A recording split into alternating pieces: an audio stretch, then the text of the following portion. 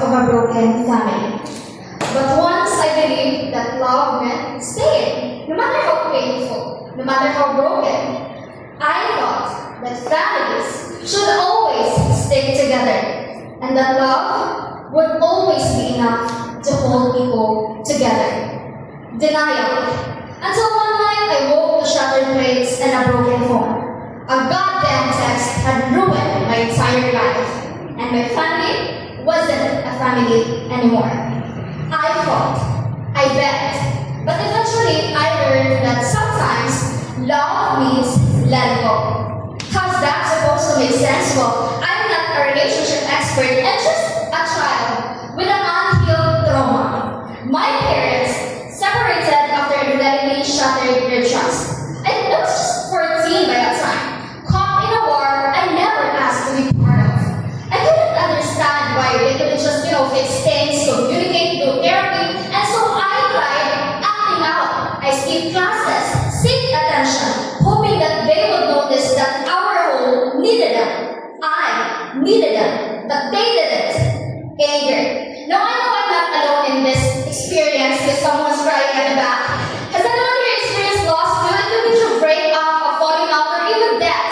Well, I lost my parents, and it taught me to stop believing in love. Because if love is real, then why do people spend years together, build things together, only to realize it wasn't meant to be?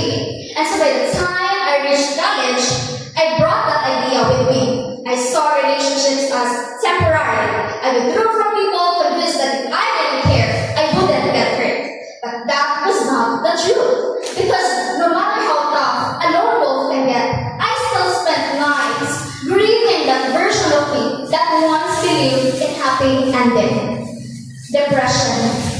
Then came a wake-up call, a diagnosis of PCOS.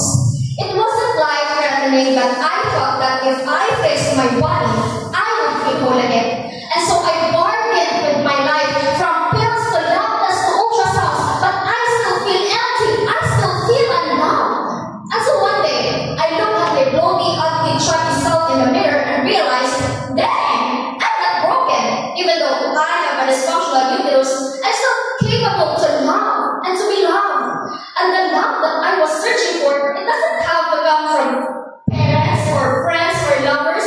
It had to come from within, self-love. And so healing was not that immediate, and grief isn't linear. Some days you're okay, and some days you're not. Psychologists calls it post-traumatic growth. The idea that greater suffering can lead to greater self-awareness and stronger relationship. As Viktor Frankl once said, listen, once we are no longer capable of changing the situation, we are challenged to change ourselves. And I guess that's what happened with me, because after 7 years, I finally understood love isn't about holding people hostage. It's about freeing them. Love isn't begging your mother to let her father stay until it's clear they don't love each other anymore. Wala na yun. Di na mabalik. Acceptance. I may never have my parents in the same house again, but I've learned that family isn't always about being under one house. It's about finding peace and happiness, even if that means we are apart. So instead of running from the heartbreak, love me, lean into it. Feel the denial, anger, bargaining, depression, but don't let that define you. Let yourself grieve, but know that it will pass. Your past, it doesn't define your future. The loss, the people who left, who hurt you, who betrayed you, they don't get to decide the love you deserve. You do. Loss isn't just an ending. It's a transformation. And love, it never truly leaves. It just changes form. Trisha, good day, everyone.